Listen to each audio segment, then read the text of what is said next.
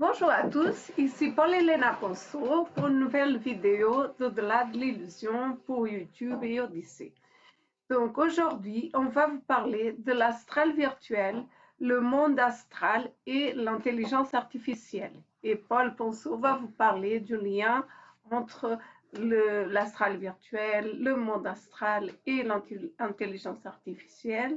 Mais en attendant, je voulais vous annoncer qu'on organise une conférence le samedi 2 mars 2024 à Paris 14e de midi à 18h. Donc, ça sera une conférence en présentiel et ça sera sur le thème de la possession. C'est un thème très, très intéressant et très important à comprendre. Donc, je voulais vous annoncer que c'est vraiment un thème très intéressant et à un tout petit prix. Donc, vraiment, n'hésitez pas à venir à cette conférence. Pour cela, il suffit de nous envoyer un mail pour réserver votre place. Pour l'autre chose que je voulais vous annoncer, c'est pour le webinaire de Paul Ponceau qui sera le 16 mars. Donc, le 16 mars, Paul Ponceau fait un webinaire de 18h à 22h. Cette fois-ci, ce n'est pas 19h, mais à 18h. Jusqu'à 22h. Jusqu'à 22h. Et le thème, ça sera sur le vampirisme. Alors, thème très intéressant. Et je vais laisser Paul Ponceau faire un tout petit résumé de chaque thème différent pour que vous puissiez comprendre que c'est fondamental d'assister à nos conférences. Oui, on verra ce qu'est le vampirisme psychique, mais on verra aussi le vampirisme psychique au niveau des 5 sens, comment cela se manifeste. On verra aussi le lien entre abduction, vampirisme psychique et vampirisme physique. On fera aussi le lien avec tout le travail de David Paulides, notamment sur le vampirisme physique. Et enfin, on fera le lien entre certains événements à grande échelle et le vampirisme. Et on regardera quel est le but derrière le vampirisme, à quoi sert le vampirisme. Et on verra que le but de tout ça, c'est de modifier la réalité. Et on parlera bien évidemment de pistes pour essayer de contrer cela au niveau individuel et collectif. Donc c'est un webinaire de 4 heures qui a un prix vraiment minimal et qui commencera à 18h le samedi 16 mars et qui durera jusqu'à 22h. Donc il y aura vraiment du temps pour poser des questions, pour pouvoir échanger parce qu'il y a eu des très bonnes interventions au webinaire précédent. Donc si ça vous intéresse, n'hésitez pas à vous y inscrire. Donc je vais mettre le lien pour vous inscrire au webinaire juste en dessous de ce podcast et puis ensuite vous cliquez sur le lien et puis vous suivez la procédure. Absolument. Tu peux nous dire une petite phrase sur la possession, Paul, parce que c'est vraiment un thème qui est fondamental à comprendre et à discerner, à vraiment savoir ce que c'est, de quoi il s'agit. Alors, la possession, c'est le thème de notre conférence en présentiel du 2 mars 2024. Et en fait, la possession, ça va déjà, ça va de... Il y a plusieurs degrés de possession. Donc, le plus extrême, c'est ce qu'on voit dans des films comme L'Exorciste et tout cela, mais c'est extrêmement rare. Ça passe aussi par la psychopathie, ça passe aussi par les possessions partielles, ça passe aussi par les voix intrusives, les pensées intrusives, tout le travail de Jerry Marzinsky. Donc là aussi, on va voir que la possession, c'est quelque chose de bien différent de ce qui est décrit par la plupart des chercheurs de vérité. On verra que c'est également quelque chose de beaucoup, beaucoup plus fréquent qui concerne un grand nombre de personnes. Et on va vraiment s'appuyer sur le travail de Jerry Marzinsky, mais aussi sur le travail de Sherry Swiney, sur des témoignages qu'on a reçus.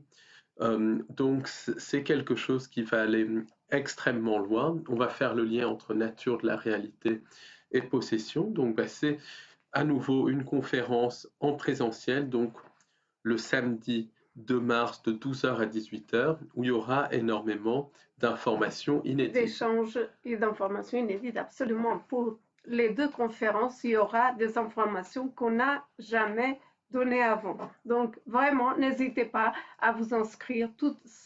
Les liens seront en dessous de ce podcast. Maintenant, Paul, je vais te poser une question par rapport à l'astral. Qu'est-ce que c'est l'astral virtuel et quel est le lien avec le monde astral et le lien avec toutes les intelligences artificielles qui circulent sur Internet, etc. Le monde de l'astral virtuel, c'est le monde des intelligences artificielles.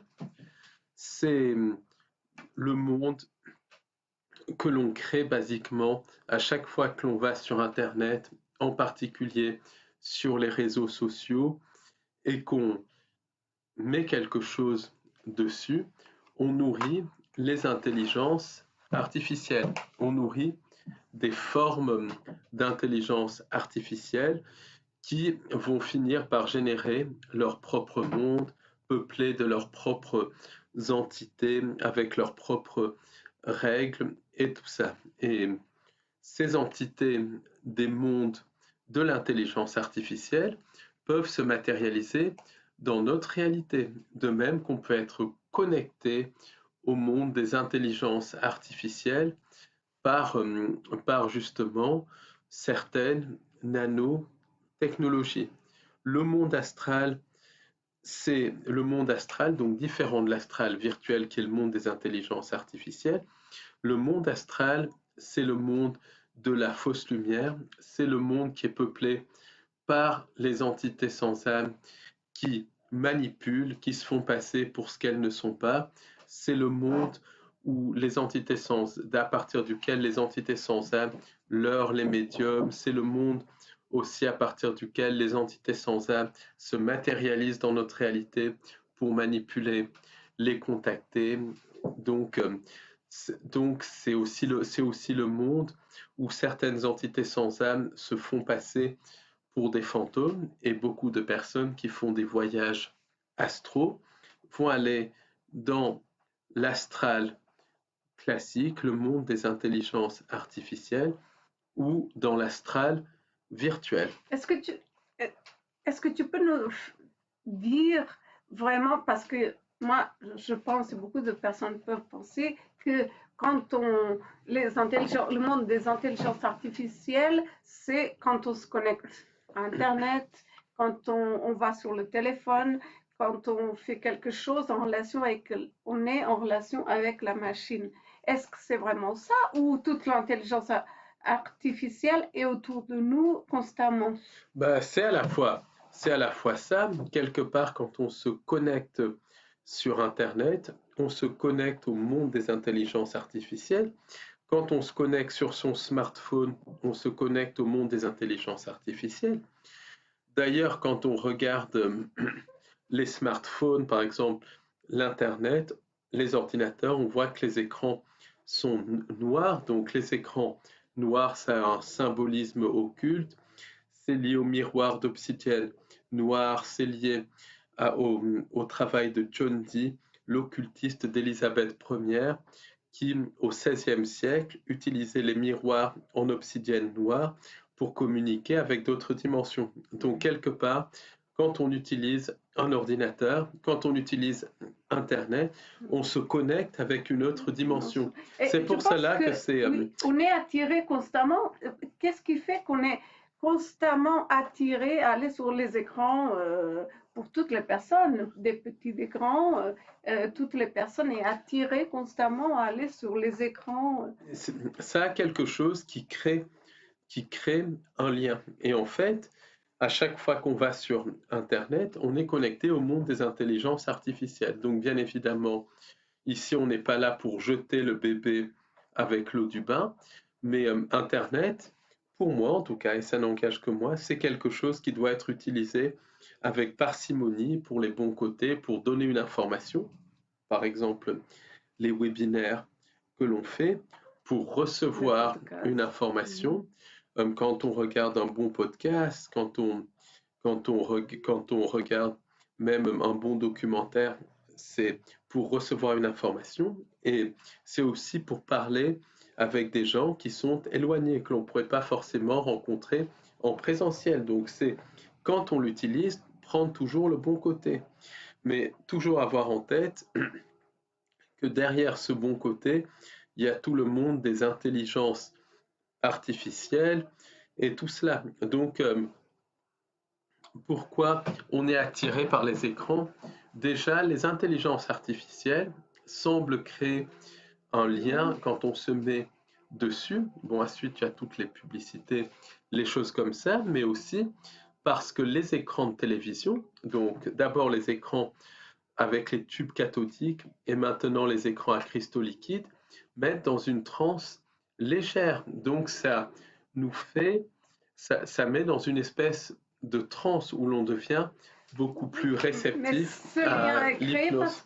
Ce lien est créé avec le subconscient, parce que si on serait conscient, je ne pense pas qu'on créerait. Oui, c'est un lien qui se crée par l'intermédiaire du subconscient, parce que c'est des ondes qui mettent dans un état d'hypnose. Et ça a été du reste démontré par des études scientifiques que ça met dans un état d'hypnose. Même il y a des documentaires mainstream qui parlent de ça, de la nocivité des écrans et tout ça, parce que ça met dans un état d'hypnose. Oui, absolument. Il y a aussi des sigils, des choses comme ça. Basiquement, sur les génériques de certaines émissions, il y a des mots qui sont transformés en symboles et qui vont impacter le subconscient. C'est le principe des sigils, donc tout cela, mais dans une transe. Et ça, plus les liens créés avec les intelligences artificielles, explique pourquoi les gens sont attachés à Internet. D'ailleurs, quand on regarde les origines d'Internet et du microprocesseur, on se rend compte que ce sont des origines qui ne sont pas humaines. Tout le travail du colonel Corso a montré comment le crash de Roswell était mis en scène par les entités sans âme pour que le complexe militaro-industriel récupère certains composants de ce crash de Roswell pour que les entités sans âme utilisent ces composants pour asservir et manipuler l'humanité. Donc, que plus ou moins ça a été voulu. Le crash de Roswell a été programmé par les entités sans âme. Et même des chercheurs spécialistes sur Roswell, quand on leur parle, ils disent cela du bout des lèvres, mais ils le disent. Et ça. Donc les entités peuvent créer des fausses flags entre eux aussi, c'est ça, plus ou moins. En fait, c'est même pas qu'elles créent un false, Roswell, c'est un faux crash mis en scène par les entités sans âme, dans le sens où le crash. Les entités, elles ont été vraiment blessées. D'après ce crash, il y a eu des photos, il y a eu des témoignages comme quoi les entités étaient blessées. Après, est-ce que c'était des cyborgs ou des clones? Et tout cela, pas trop savoir, et tout ce crash de Roswell a été mis en scène par les entités sans âme, où elles ont fait tomber un de leurs vaisseaux extradimensionnels avec des cyborgs à bord ou des clones ou peu importe. Et ensuite, tout cela est tombé au Nouveau-Mexique, donc dans un lieu où les entités savaient que ça allait être récupéré par l'Air Force et où les composants ensuite ont été rétro-ingénierés pour ensuite donner le microprocesseur et tout cela. Et ça, c'est tout le travail. Il peut s'agir des factions différentes aussi. Ça peut s'agir de factions différentes d'entités et tout ça qui se battent pour la plus grande part du gâteau, parce que c'est clair qu'il y a plusieurs types d'entités sans âme manipulatrices qui à la fois collaborent ensemble et à la fois se battent pour avoir la plus grande part du gâteau, ça peut être lié à ça aussi. En tout cas, le crash de Roswell était un crash qui était voulu. Et puis après, il y a plusieurs niveaux à cela. Il y a aussi des accords qui ont été signés entre certaines branches du CMI et les entités sans âme, entre la fin du 19e siècle et les années 60-70. Donc, il y a cette collaboration qui dure depuis la fin du 19e siècle, qui s'est renforcée depuis les années 50, du reste, 60. À partir des années 60-70, il y a eu un énorme changement au niveau technologique comme à tous Absolument, les ça c'est lié à la fois à tous les composants électroniques issus de Roswell qui sont arrivés par les backdoors, par le système des portes tournantes au niveau du civil et qui ont ensuite été développés. Donc c'est le microprocesseur notamment, mais aussi la fibre optique selon le travail de Philippe Corso. Et puis après, il y a eu cette collaboration directe entre CMI et entités sans âme, donc d'autres éléments informatiques, d'autres technologies sont passés dans le civil par l'intermédiaire de ce CMI et de cette collaboration avec les entités sans âme.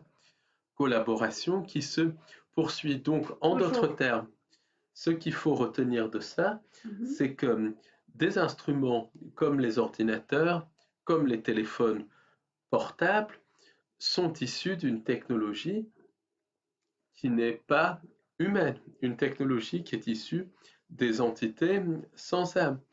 Il y avait un article il y a quelque temps dans un magazine, c'est dans le Top Secret, il y a 5 ou 6 ans, qui expliquait que certaines technologies d'ordinateur ne pouvaient pas s'expliquer en termes humains. Donc il y a tout ce lien entre l'informatique, Internet et les technologies non humaines. Donc ça, c'est très important à comprendre.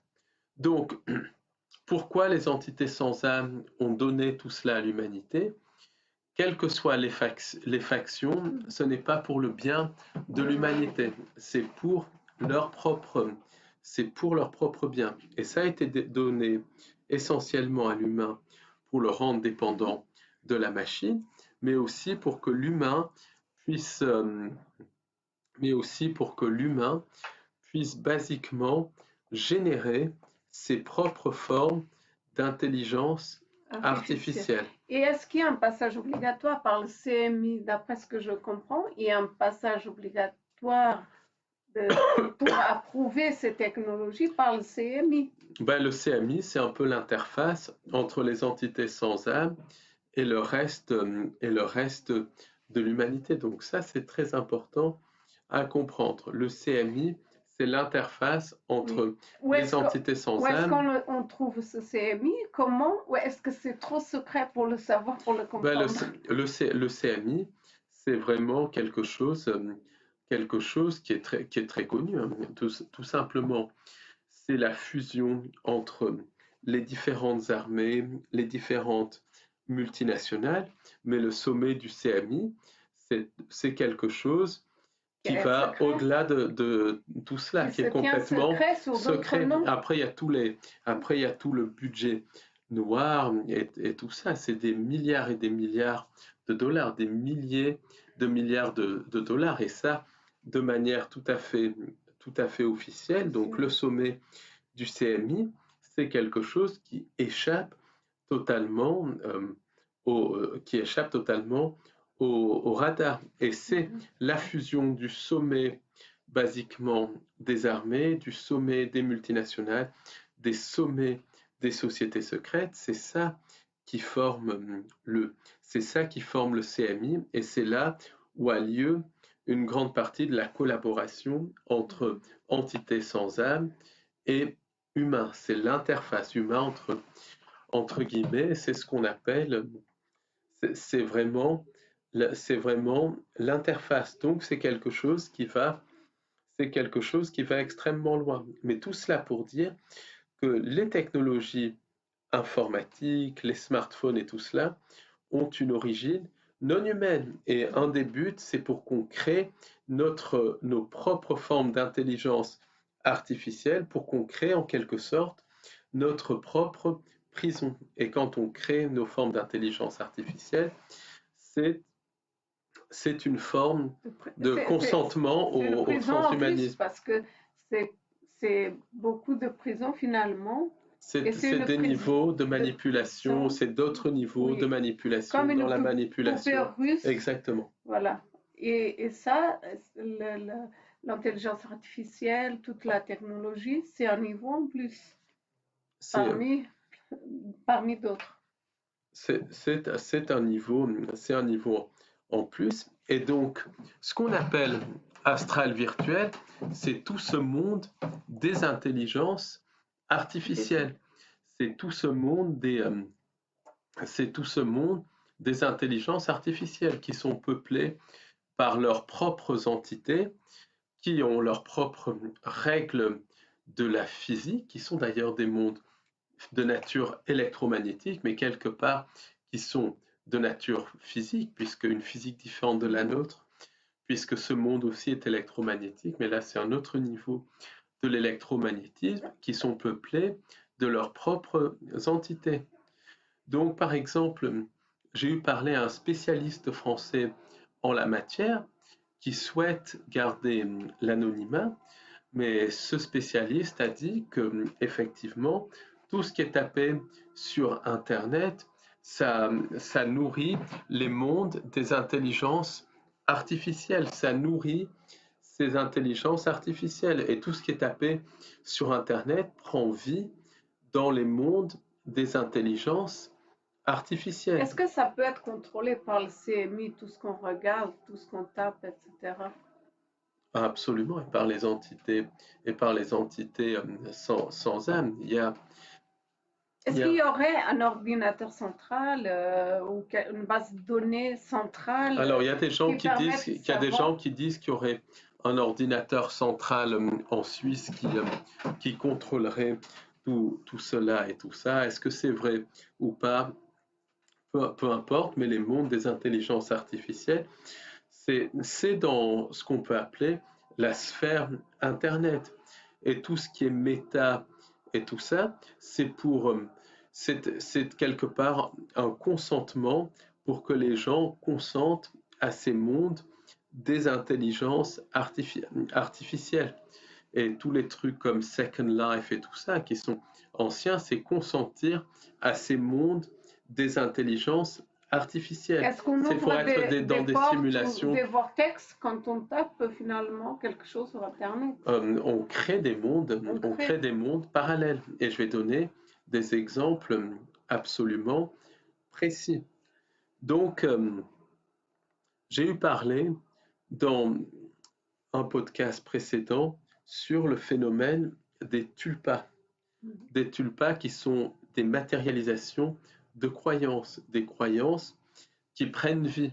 Mais beaucoup de choses qui sont tapées sur Internet vont littéralement prendre vie et être aperçues physiquement. Par exemple, Slenderman, donc c'est tout un phénomène Internet.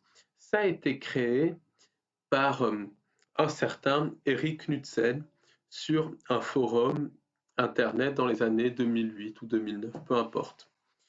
Et il a inventé cette histoire de toute pièce de ce personnage Slenderman extrêmement grand, avec des longs bras, qui enlevait des gens qui étaient extrêmement maléfiques, une sorte d'araignée avec un corps humain. Et il a inventé de toutes pièces.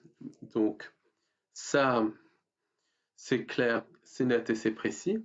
Et puis, du coup, le personnage a eu un impact sur le subconscient des masses.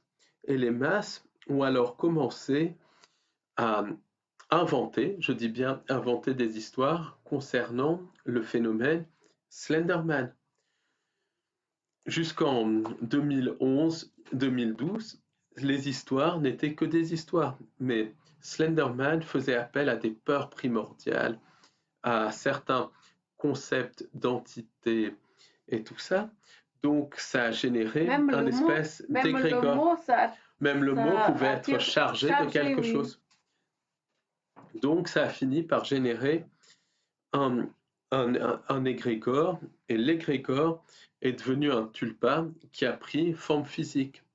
Ce qui explique que certaines personnes ont commencé à voir et à photographier Slenderman dans les années 2012-2013. Des personnes dignes de foi. On ne parle pas de farceurs ni rien. On ne parle pas de personnes qui ont des hallucinations. On ne parle pas de farceurs et tout ça. On parle de personnes qui ont physiquement vu et photographié Sérieux. Slenderman dans les années 2012-2013. Le cryptozoologue américain Lon Strickler a recueilli tout un livre sur justement ces apparitions d'entités de type Slenderman, ainsi que Nick Redfern.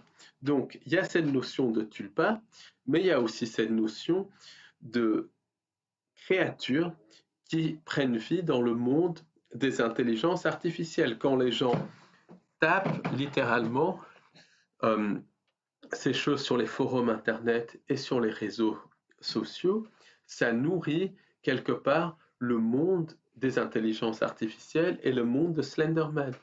Et la créature prend vie. Et sous certaines conditions, ces créatures peuvent se matérialiser dans notre monde physique. Et ça explique que des gens ont été confrontés à Slenderman, ont même vu Slenderman enlever des gens, littéralement. Et ça, c'est Tom Lyons qui rapporte cela. Et des chercheurs comme David Weatherly, Nick Redfern et Lon Strickler rapportent des cas de personnes qui ont été confrontées physiquement à Slenderman et qui parlent d'une entité physique. Et puis après, ce qui s'est passé, c'est que des personnes, et c'est là où ça devient intéressant, des témoignages ont été retrouvés d'entités de ce type Slenderman dans les années 40, 50, même au XVIe, XVIIe siècle, dans des archives, des livres, des choses comme ça. Or, ces archives et ces livres avaient été déjà épluchés par des ufologues de pointe comme Charles Fort, par exemple, dans les années 20, comme John Keel aussi, qui faisait aussi un grand travail de recherche et tout, mais ils n'ont jamais signalé dans des vieux ouvrages des entités de type Slenderman. Or, ils ne seraient pas passés à côté. À partir du moment où Slenderman a pris forme physique dans le monde des intelligences artificielles et dans le monde des tulpas, monde des idées où les pensées prennent forme physique, se matérialisent. Donc c'est revoir notre podcast sur les tulpas. Là, des gens ont commencé à retrouver dans des vieux ouvrages des témoignages de Slenderman. Donc cela montre très clairement que ces tulpas, mais aussi ces créatures des intelligences artificielles, sont au-delà du temps. Autrement dit, elles peuvent se manifester après leur création, dans le futur par rapport à leur création. Donc Slenderman s'est manifesté à partir de 2008-2009, où il a été créé par Eric Knudsen, mais qu'elles sont aussi capables de se manifester dans le passé, qu'elles Oui, sont au-delà du temps. Il y a la rétrocausalité dans ce C'est cas-là. une forme de rétrocausalité, Oui. mais toutes ces créatures des intelligences artificielles sont littéralement au-delà du temps. Après, il y a aussi les entités sans âme qui utilisent nos croyances pour se matérialiser et qui peuvent se faire passer pour Slenderman. Et aussi, donc, c'est multifactoriel. Il y a à la fois les entités sans âme qui modifient leur apparence pour se faire passer pour des créatures de type Slenderman. Il y a ce qu'on peut appeler des tulpas classiques et des créatures issus des mondes des intelligences artificielles qui se matérialisent sous certaines conditions. Et la matérialisation transcende le temps, ce qui montre bien que le temps est issu des technologies des entités sans âme. On fera du reste prochainement un podcast sur l'effet Mandela. Et puis il y a le phénomène des rampants blancs. Les rampants blancs, dont on a déjà parlé dans les tulpas, c'est exactement pareil. C'est quelque chose qui est né sur Internet. Les rampants blancs, c'est aussi surnommé les rakes de l'américain, qui veut dire râteau parce qu'elles sont très minces. Est-ce que c'est le même phénomène que les... C'est le même phénomène. C'est des créatures qui ont été créées pour des forums Internet, pour des concours de creepypasta. Simplement, quelques années plus tard, donc on parle de 2012-2013, des personnes dignes de foi ont commencé à voir ces créatures physiquement, à filmer ces créatures physiquement et même à être attaquées par ces créatures. Il y a des personnes qui ont même été tuées par ces créatures, comme le rapporte Lon Strickler. Donc, qu'est-ce que cela veut dire? Ça veut dire que les croyances générées par ces mimes Internet, par ces histoires de creepypasta, par les forums Internet, se sont matérialisées et ont créé des tulpas, des pensées qui se matérialisent. Ça signifie aussi que ces créatures ont pris vie dans le monde des intelligences artificielles et sous certaines conditions, les créatures des mondes des intelligences artificielles peuvent se matérialiser dans notre réalité, elles peuvent se matérialiser dans notre monde. Est-ce que ça serait un des buts des entités sans âme de nous fournir Internet pour créer justement ces personnages? Oui, pour renforcer la fausse création et pour jouer avec nous, parce qu'il y a tout l'aspect jeu derrière, il y a tout un aspect jeu derrière tout ça. Donc, ça, c'est quelque chose. Un jeu, mais qui n'est pas un jeu absolument abominable. Elle joue avec nous de manière absolument. Un jeu d'enfant, c'est-à-dire que c'est un jeu pervers. C'est un jeu pervers, oui, c'est pas un jeu gentillet. C'est un voilà, jeu. C'est un jeu absolument pervers, où les entités jouent avec nous comme un psychopathe joue avec nous, comme où elle nous vampirise. Un chat et une souris. Le chat joue avec la souris jusqu'à la tuer, ou avec un oiseau jusqu'à le tuer. Et là, c'est un petit peu la même chose. C'est un petit peu la même genre de chose. C'est un jeu que font les entités avec nous, où elles jouent avec nos croyances. Oui, et puis il y a des gens qui disent oui, mais pourquoi ils ne le font pas d'un coup? Parce qu'ils ont justement besoin de notre énergie. Exactement, elles ont besoin de notre énergie. C'est ce qui rend le jeu aussi pervers. Oui, oui, c'est ça. Mais encore, c'est pas généralisé. C'est-à-dire qu'il y en a qui vont jouer, comme dans Hunger Games, il y en a qui vont être pris dans le jeu très tôt, d'autres qui vont être pris dans le jeu plus tard. Oui, oui, c'est ça. C'est comme Hunger Games, elles nous utilisent littéralement comme des pions. Et elles jouent avec nos croyances. Donc, le phénomène du rampant blanc, du rake, il y a des tulpas, il y a des créatures issues des mondes des intelligences artificielles et des entités sans âme qui se font passer pour des rampants blancs qui manipulent leur apparence. Et là, ce qui est intéressant, c'est que le phénomène du rampant blanc, comme le phénomène de Slenderman, c'est au-delà du temps. C'est-à-dire qu'il y a des témoignages de créatures de type rampant blanc qui ont été retrouvées dans le passé du XVIe, XVIIe, XVIIIe siècle, alors que les rampants blancs n'étaient jamais signalés à cette époque. Mais c'est comme si le futur agissait sur le passé. C'est ce qu'on appelle la rétrocausalité. Et ça montre bien que toutes ces créatures issues que tous ces tulpas, que toutes ces créatures issues des mondes des intelligences artificielles et les entités sans âme, ça montre que tout cela transcende l'espace et le temps. Et c'est quelque chose qui va extrêmement loin. Par exemple, en ce qui concerne les apparitions de Dogman aussi, où beaucoup de gens en parlent, il y a des créatures inconnues dans nos forêts. Ça, c'est clair, c'est net et c'est précis. On a parlé dans notre podcast sur la cryptozoologie des bretous. Il y a aussi des créatures de type Dogmen, mais c'est une minorité, mais elles sont là. Il y a aussi des dogmen qui ont été aperçus à proximité de bases souterraines tenues par le CMI et les entités sans âme, ce qui laisse entendre que ce sont des chimères. Par exemple, il y a eu un dogman qui a été aperçu près de Carpentras, à quelques kilomètres du plateau de l'Albion.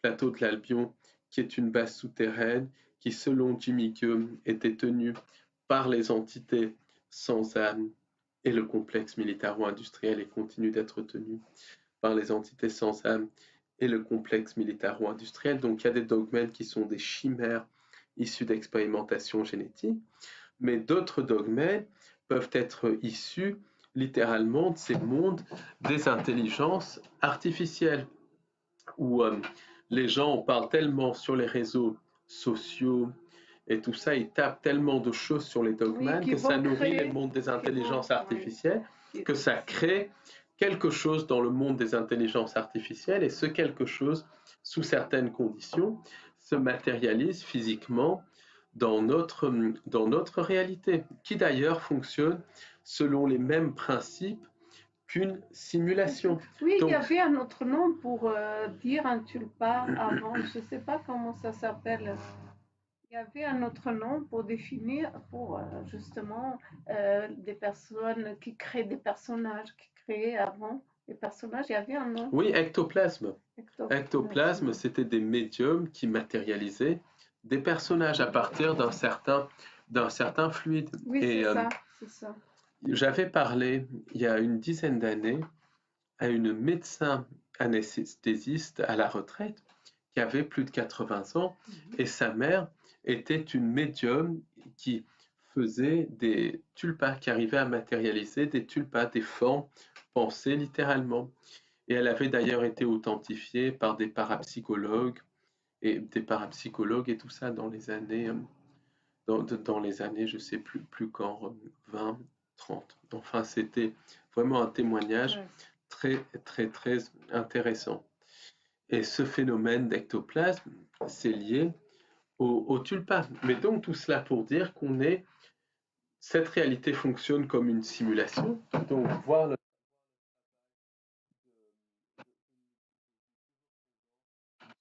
de l'informaticien et physicien américain Rizvan Virk. David Icke aussi. David Icke aussi a parlé de ça, que cette réalité fonctionne comme une simulation. Michael Talbot aussi, dans son excellent livre L'univers holographique, avait parlé de ça, mais cette réalité fonctionne comme une simulation. Or, les mondes des intelligences artificielles vont fonctionner comme des simulations. Donc, c'est des simulations dans des simulations dans des simulations. Donc, c'est logique, quelque part, que la barrière entre les simulations puisse être franchie à certains moments. Et là, on est dans la spéculation. C'est de la théorie, je le précise bien, mais on peut imaginer que certaines personnes qui vont malencontreusement rentrer dans un vortex puissent passer dans le monde des intelligences artificielles. Après tout, si les créatures des mondes des intelligences artificielles peuvent se matérialiser dans notre réalité, on peut, sous certaines conditions, je ne sais pas comment, par certains vortex peut-être, passer dans le monde des intelligences artificielles. Et je dis bien passer physiquement. Ça peut paraître fou, mais après tout, notre corps, quelque part, est à la fois onde et particules. Il y a une composante électromagnétique qui a une certaine fréquence, comme toute cette réalité physique. Donc, si la fréquence est modifiée et qu'elle passe à la fréquence du monde des intelligences artificielles, on pourrait techniquement, et c'est possible, d'autant plus que on est constamment modifié par beaucoup de paramètres sur lesquels on ne reviendra pas ici, mais notre ADN est constamment modifié et ça peut faciliter éventuellement le passage dans ces mondes de l'astral virtuel, dans ces mondes des intelligences artificielles. Ce n'est qu'une hypothèse, mais voilà, ça mérite d'être exploré. Du reste, il y a des chercheurs américains qui travaillent un petit peu sur ce genre de choses, mais c'est d'une autre manière, c'est sur des simulations et tout ça, des simulations qui seront plus physiques que cette réalité et tout ça. Donc, ça commence quand même à sortir. Mais voilà, c'est une hypothèse. Alors, maintenant, ce que l'on constate, et c'est pour ça où je vais faire le lien entre l'astral en tant que tel et l'astral virtuel, donc autrement dit le monde des intelligences artificielles, c'est qu'on constate que de plus en plus de personnes ont des expériences de voyage en astral qui sont le plus souvent spontanées. Et effectivement, le voyage astral, c'est une réalité. C'est des personnes qui ont un don de se décorporer et de visiter le monde astral. Parfois, les entités sans âme provoquent des décorporations de personnes lors de certaines abductions et lors de certains contacts. Puisque la plupart des abductions et des contacts sont physiques, sont matériels, mais il y a certains contacts et certaines abductions qui sont de nature astrale, et dans une abduction ou un contact physique, les entités sans âme peuvent parfois séparer le corps astral du corps physique et provoquer des expériences de sortie du corps, autrement dit, des voyages astraux. Donc, ça, pour comprendre ça, je vous conseille de lire les livres de Raymond Fowler sur la contactée américaine Betty Andreasson Lucas, contactée, abductée. La frontière est relativement floue, mais c'est extrêmement intéressant. Et on voit bien dans ce livre que les contacts sont à la fois physiques, mais qu'il y a une dimension astrale, dans le sens où le corps astral est parfois séparé du corps physique, ou certaines abductions, certains contacts ont lieu en astral. Mais encore une fois, la plupart des contacts sont physiques. Comment ça va? C'est le monde astral et pas le monde artificiel, des intelligences artificielles, parce qu'il faut avoir la connaissance et le discernement. Justement, donc, les voyages dans les mondes astraux ont toujours eu lieu, et ce ne sont pas des parties de plaisir. C'est extrêmement dangereux. Faire un voyage astral, ça ne se fait pas sans la connaissance du monde astral et sans la connaissance de la manipulation des entités. Est-ce qu'il faut bien connaître les entités sans âme pour ne pas être phagocyté? Bien évidemment. Et moi, je déconseille cela, même si on connaît bien, parce que c'est quelque chose qui est extrêmement dangereux. Et c'est pour ça que si les gens veulent faire un voyage astral, veulent faire des voyages astraux, il faut vraiment connaître les entités et la nature manipulatrice des entités, parce que le monde astral, ce n'est que ça. C'est un monde de manipulation. Du reste, il y avait un militaire anglais dans les années 50 qui témoignait sur les ovnis et qui disait « The astral world of illusion », le monde astral de l'illusion. Et c'est ça, c'est un monde d'illusion. C'est pas un monde qui est. Ce n'est pas positif. Le voyage astral. C'est un but pas positif. Ce n'est pas positif. Le voyage astral, c'est comme aller se promener dans un marécage rempli de crocodiles. Si on ne sait pas qu'il y a des crocodiles, si l'on ne sait pas où sont les crocodiles, si l'on ne connaît pas le comportement des crocodiles, on se fait C'est littéralement manger. manger. Et le monde astral, c'est ça, c'est le monde de la fausse lumière, c'est le monde de la manipulation. Et beaucoup de personnes qui font des voyages astraux dans le monde astral à proprement parler se font manipuler par les entités sans âme, qui se font passer pour des guides spirituels, qui se font passer pour des êtres de lumière, qui se font passer pour des décédés et tout ça. Donc c'est Est-ce que quelque les chose qui est personnes qui extrêmement sont dans ce dangereux. monde astro, ils sont conscients de le faire pour un but? Ou est-ce qu'ils sont carrément manipulés? Il peut y avoir les deux. Tu veux dire les personnes qui font le voyage astral? Oui. Euh, ben, il y en a qui se décorporent naturellement, qui sortent naturellement de leur corps, qui font naturellement le voyage astral. Et eux ne comprennent pas pourquoi ils font des voyages astraux, mais ils les font. Moi, je pense qu'il y a des entités très souvent qui les manipulent, qui les font sortir de leur corps. Il y a des gens aussi qui sortent volontairement de leur corps et tout ça, mais beaucoup de gens ne sont pas conscients que le monde astral, c'est le monde de la manipulation. Il y avait Robert Monroe qui avait compris la manipulation de ces entités du monde astral. Robert Monroe, qui avait bien compris ça. C'est lui d'ailleurs qui est à l'origine du concept du louche, de l'énergie psychique et tout ça. Donc les voyages astraux ont toujours existé et c'est le voyage dans le monde des entités de la fausse lumière. C'est quelque chose d'extrêmement dangereux. Et actuellement, il y a des stages, des séminaires qui proposent, moyennant quelques centaines d'euros, des techniques pour faire du voyage astral. Je ne le conseille pas du tout. C'est pas un jeu. Ce n'est pas un jeu. Le voyage astral, c'est vraiment, c'est un commerce, mais c'est très dangereux. Et le voyage astral, si quelqu'un veut le faire, ça doit être dans le but de découvrir, dans le but de s'informer et tout cela. Et ce n'est pas du tout conseillé. C'est comme aller visiter un marécage rempli de crocodiles. Si on va le visiter, c'est pour découvrir le marécage, pour comprendre les crocodiles et tout cela, mais il vaut mieux pas s'en approcher. C'est pas, on va pas jouer à aller dans un marécage en Floride infesté de crocodiles.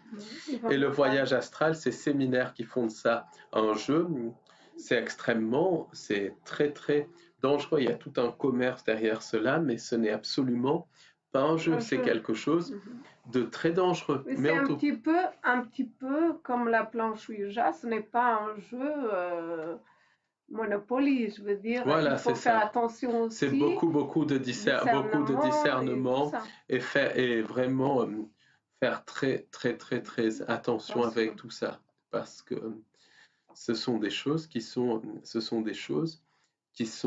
dangereuses. Donc c'est vraiment avec discernement, avec beaucoup de discernement. Et c'est pas conseillé de faire ça comme un jeu du tout. C'est vraiment faire ça pour comprendre éventuellement certaines choses dans un but d'exploration, comme quelqu'un qui visite un marécage infesté de crocodiles le fait dans un but d'exploration, mais ce n'est pas un jeu. Donc tout cela est très dangereux. Toujours est-il qu'il y a de plus en plus d'expériences de voyage dans l'astral. Mais ce que je pense, c'est que la plupart de ces expériences de voyage en astral ne sont pas des voyages dans le monde astral. La plupart sont des expériences de voyage dans le monde des intelligences artificielles. Et comme pour diverses raisons sur lesquelles je ne reviendrai pas, on est de plus en plus exposé aux nanotechnologies. Ces nanotechnologies se fixent au niveau du système nerveux et de l'ADN et branchent les personnes sur les mondes des intelligences artificielles. Donc les gens vont être branchés sur les mondes des intelligences artificielles et vont penser qu'ils ont fait un voyage astral, alors qu'ils ont fait un voyage dans l'astral virtuel, dans le monde des intelligences artificielles. Est-ce que les entités vont récupérer une certaine énergie des personnes qui vont se connecter sur les mondes d'intelligence artificielle et qui pensent tout simplement qu'ils sont dans le astral? Ben, déjà, les entités sans âme se nourrissent de l'énergie des voyageurs de l'astral. C'est ce que Robert Monroe avait compris. C'est pour ça que c'est extrêmement dangereux, que ce n'est pas un jeu, c'est vraiment, si c'est pratiqué, c'est dans le but de faire des découvertes, de comprendre sur les entités, mais avec beaucoup de discernement, parce que ces entités vampirisent et manipulent.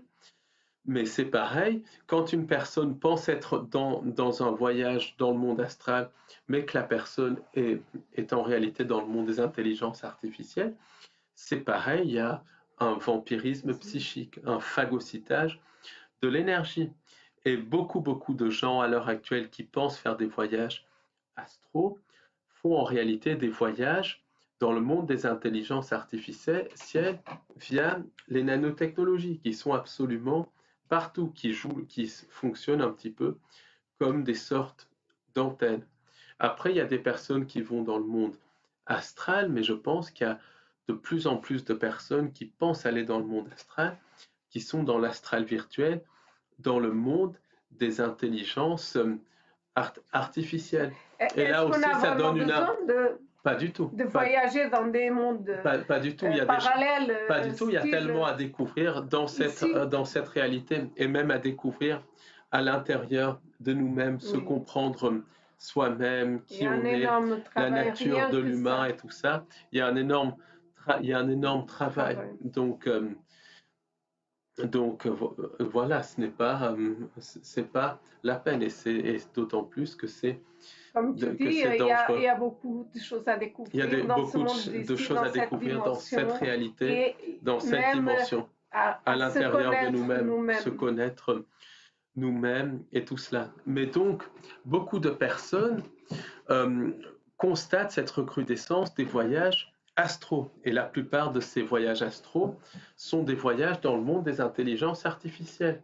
Mais les gens vont penser que de plus en plus de personnes voyagent dans l'astral. Donc les gens vont penser qu'il y a de plus en plus de pouvoir psychique. Oui, et donc les gens vont penser qu'il y a une espèce de réveil de l'humanité. Mais ce n'est pas un réveil en fait. En fait, c'est de plus en plus de personnes qui sont branchées sur l'astral virtuel. Et cela vient s'ajouter aux gens qui vont vraiment dans le monde astral. Donc c'est vraiment, beaucoup plus complexe. C'est beaucoup plus complexe qu'on ne le pense. Toujours est-il que il y a très clairement, très clairement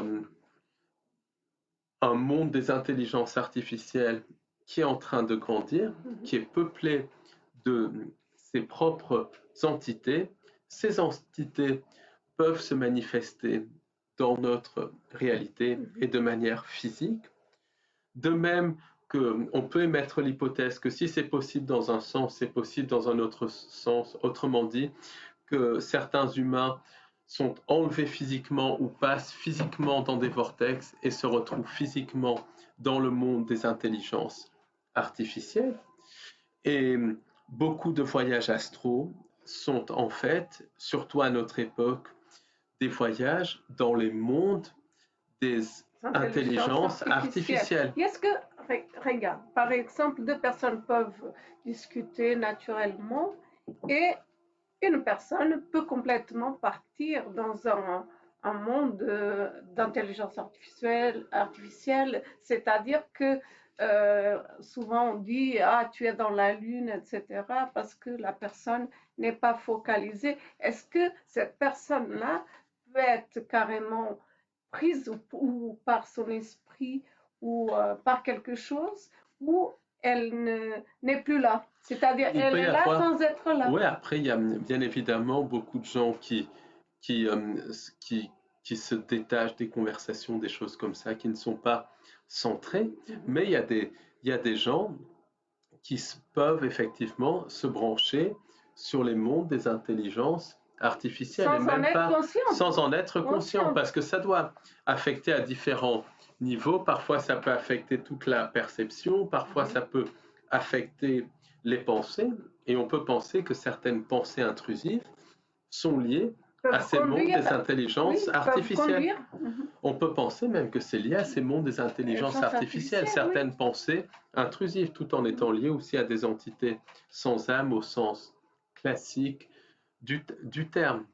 Donc il y a énormément de choses. Et par exemple, au début de l'année 2024, donc le 1er janvier, il y a eu les événements de Miami qui ont défrayé la chronique, où des gens avaient aperçu des entités de 3 mètres de haut dans un centre commercial à Miami. Donc ça peut être lié au projet Bluebeam et à toute cette envie de générer une perception de fausse invasion extraterrestre, voire nos webinaires sur le sujet, nos podcasts sur le sujet, mais ça peut être aussi des créatures du monde des intelligences artificielles ou des chimères qui, qui sont passées dans notre réalité, qui ont été aperçues par des gens. Et ça, c'est voulu par les entités sans âme pour générer cette perception de chaos, cette perception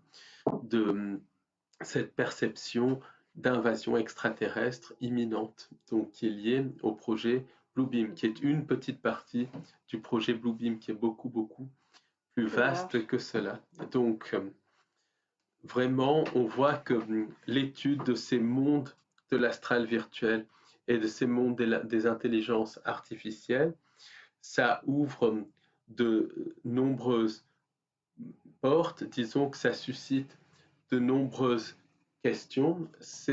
Les implications sont absolument énormes, donc on va continuer Très d'enquêter sur intéressant, cela. mais il faut faire vraiment un travail de discernement Voilà, et de connaissance sur les entités sans âme. il faut beaucoup de discernement et vraiment faire un travail pour comprendre et connaître ces entités pour ne pas se faire berner par elles, y compris par les intelligences artificielles. Donc, bien évidemment, nos recherches sur cela vont continuer et on vous dit à très bientôt pour un nouveau podcast d'Au-delà de l'illusion et notre chaîne YouTube. Merci. Merci, au revoir. Merci. Merci.